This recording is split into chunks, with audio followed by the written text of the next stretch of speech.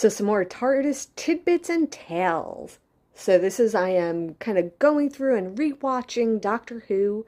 I started at the beginning of the modern relaunch, so I am going through episode by episode and some little gem, something that inspired me or resonated with me or just really stood out and got me thinking. And I'm bringing it to have a discussion. So today's episode, season 1, episode 3.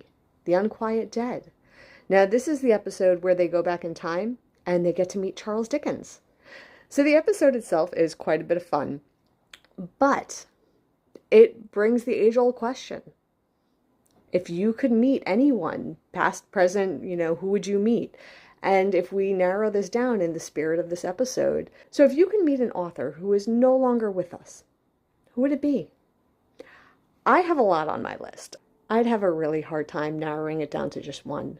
For me, it would be Hunter S. Thompson, Anne Rice, Mary Shelley, Ursula Le Guin, Walt Whitman, Victor Hugo.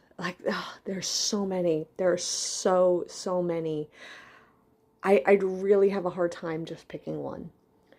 But if I want to put this in the context of who would I like to go to a coffee shop with? Sit down with a warm beverage and just have an afternoon with them. Have a cup of tea, right? I think it would be Ursula Le Guin. I think I'd be very curious about the conversation that would come out of being able to sit down and have a chat with Ursula Le Guin. Although, the stories that would come out of a Hunter S. Thompson conversation, that would be something too.